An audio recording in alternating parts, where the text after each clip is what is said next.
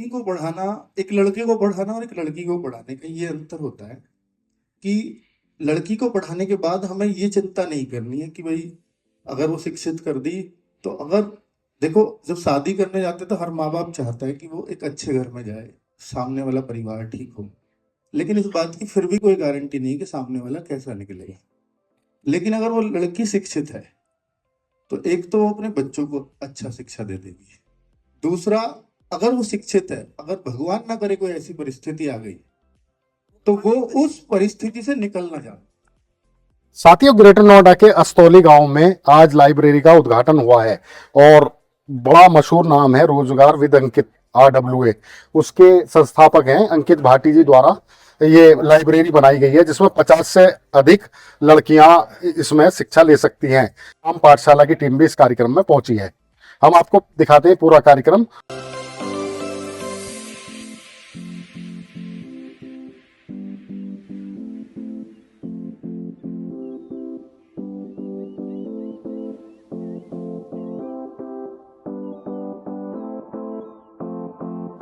किया कि मैं हर लाइब्रेरी पे 50 किताबें दूंगा।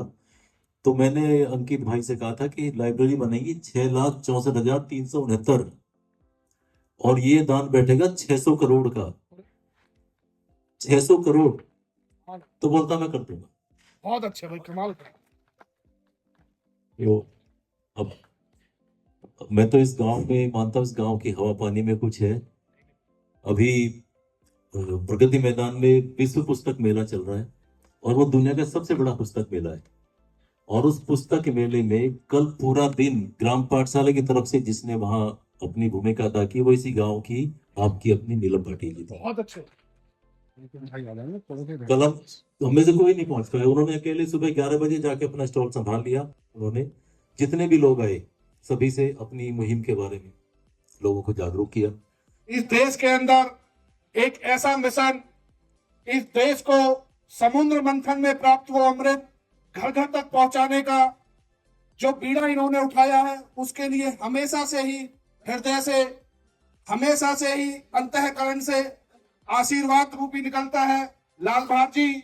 और इसी बीच हमारी अपनी नीलम मैम जी, जो अपने आप में एक वो तूफान है, वो एक आयरन लेडी है। यकीन मानो जब वो चलती है तो उनकी स्पीड मैंने बहुत नापने की कोशिश की, आज तक नाप नहीं पाया। अंकित भाई को फिर से बहुत बहुत धन्यवाद उनका, और उन्होंने जो इस तरह की पहल की है, जो इस शिक्षा के क्षेत्र में वो क्रांति लेकर के आए हैं, बहुत बहुत आभार। एक कोट है चाइनीज बहुत पुरानी, if you plan for 1 year then you plant rice. अगर 1 साल में आपको अपना कोई आउटपुट चाहिए तो आप चावल बो दीजिए, but if you plan for 10 years then you plant tree. लकड़ियां होंगी, काटेंगे और आउटपुट आ जाएगा। But if you plan for 50 years, if you plan for 100 years, then you educate your generations, then you plant library. तो अंकित ने वो plant कर दिए, अंकित ने वो लाइब्रेरी बना के, माहौल बदल के, जनरेशन की जनरेशन अब इस बच्चे को याद करेंगे।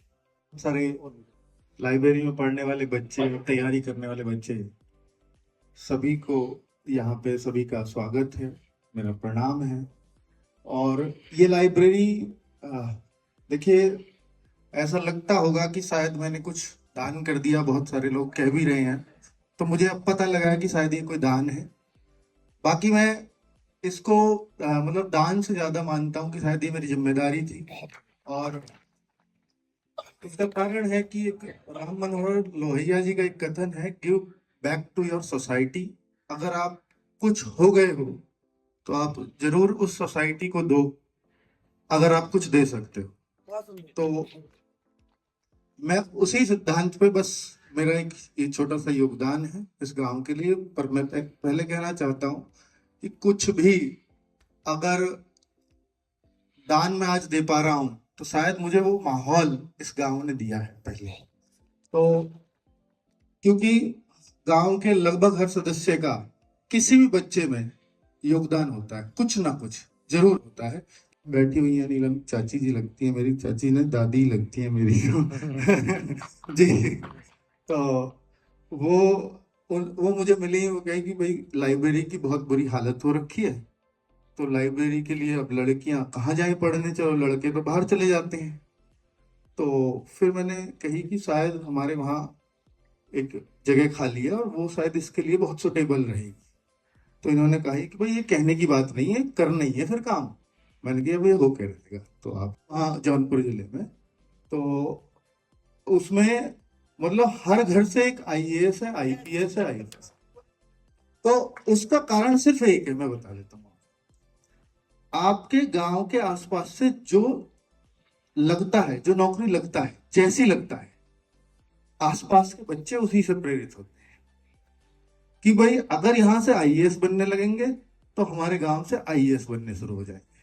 क्योंकि हमारे गांव से सिपाहियों का बोलबाला रहा है, शायद इसलिए सिपाही लंबे टाइम तक बनते रहे।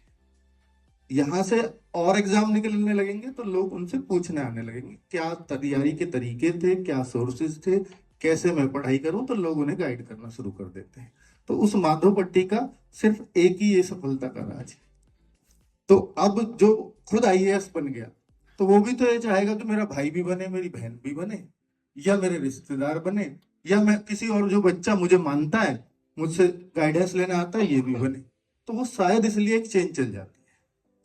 तो अभी हम लोगों ने भी अगर मैं कोचिंग सेंटर की बात करूं जो आज ऑनलाइन पढ़ा रहे हैं हम लोग, तो उसमें केवल अब सिपाही पे नहीं, तो पहले जब शुरुआत हुई थी तो गांवों की जरूरतों के हिसाब से हमने सिपाही से ही शुरुआत की थी, वहां भी ऑनलाइन में भी। लेकिन आज चाहे सिपाही हो, चाहे बैंक की तैयारी हो, चाहे टीचर बनना हो, चाहे पीसीएस बनना हो किसी को, तो उन सबकी हम लोग तैयारी करवा रहे हैं। जो भी लड़कियां पढ़ेंगी उनको जिस भी तरह के कोर्स की आवश्यकता होगी, उन सब लड़कियों को वो भी फ्री ऑफ कॉस्ट,